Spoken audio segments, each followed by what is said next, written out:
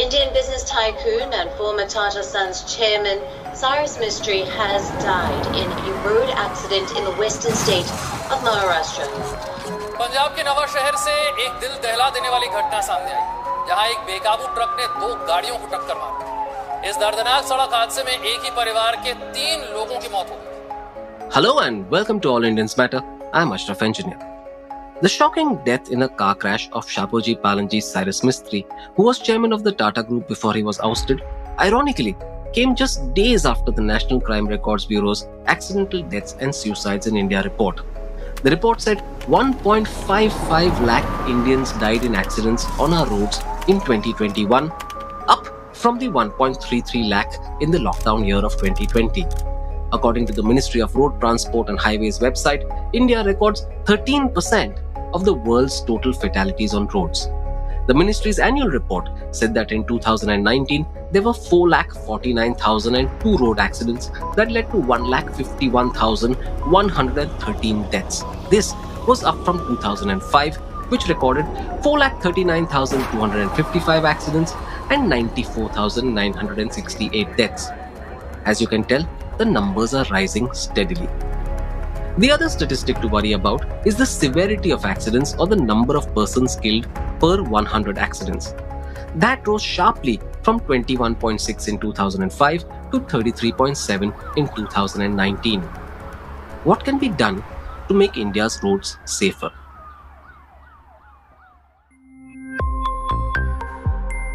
All Indians matter. A lot of attention has been focused on Mistry not wearing a seatbelt at the time of the crash. What few people know is that seatbelts are compulsory in the front and back seats.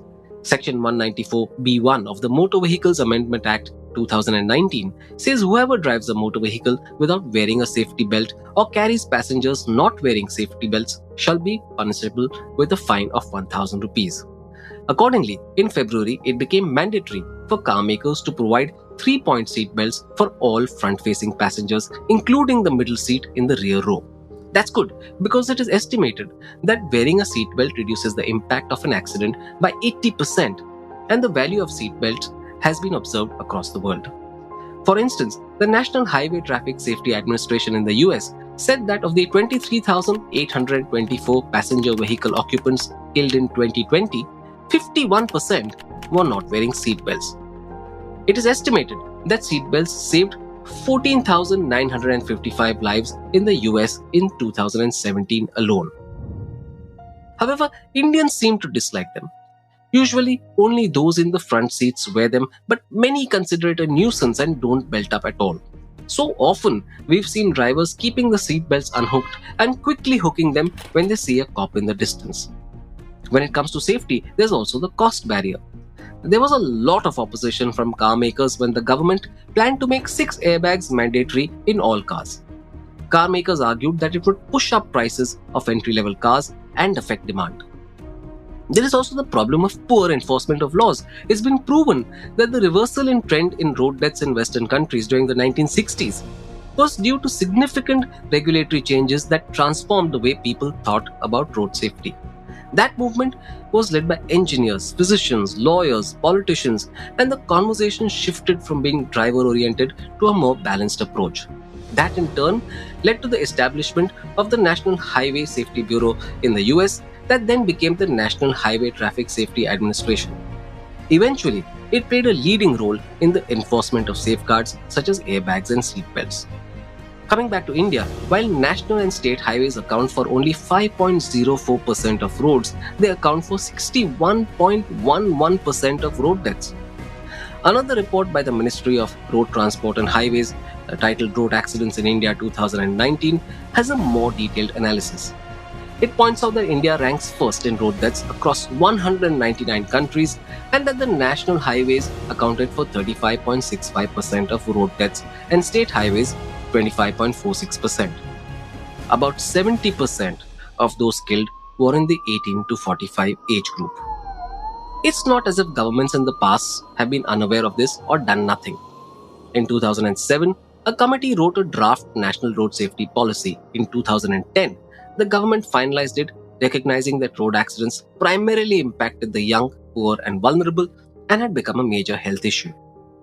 Under the policy, hospitals alongside national and state highways would have to be adequately equipped to provide trauma care. The policy also hoped to raise awareness about safety issues and extend assistance to states with crash investigations and data collection. It took another look at road design and vehicle maintenance norms. It sought to launch an education campaign on road safety practices and strengthen patrolling and rescue operations. Lastly, the National Road Safety Board and National Road Safety Fund were established to supervise road safety measures and finance road activities, respectively. Later, district road safety committees were set up to periodically review accidents and collect data on crashes, identify accident prone spots, etc.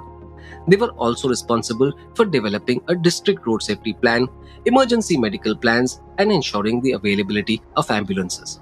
Despite all of this, there is no reduction in road accident deaths. Of course, there are multiple causes of crashes, ranging from human error to speeding, driving drunk, and talking on the mobile phone while driving. Accidents are caused also by potholes and poorly designed roads. So, any solution would have to cover a lot of ground, from awareness to enforcement and design. Awareness of good practices can be taught early in schools, as it often is, while design would mean raising the standard when building roads, mapping accident spots, and installing proper signage. Focusing on these might mean higher costs, but it would save the country far more in terms of medical treatment and losses related to fatalities. Cyrus Mistry's death has sparked off conversations on road safety, which should count as a national priority. The crash was a tragedy, and it should lead to better enforcement, smarter road design, and more awareness about safety measures. If that happens, it would mean that fewer Indians would die in road crashes, and that is worth all the effort. Thank you all for listening. Please visit allindiansmatter.in, that's ALLINDIANSMATTER.in, for more columns and audio podcasts. You can follow me on Twitter at Ashraf Engineer, that's ASHRAFENGINER, and All Indians Count, that's ALLINDIANSCOUNT. Search for the All Indians Matter page on Facebook. On Instagram, the handle is All Indians Matter. Email me at editor@allindiansmatter.in. Catch you again soon.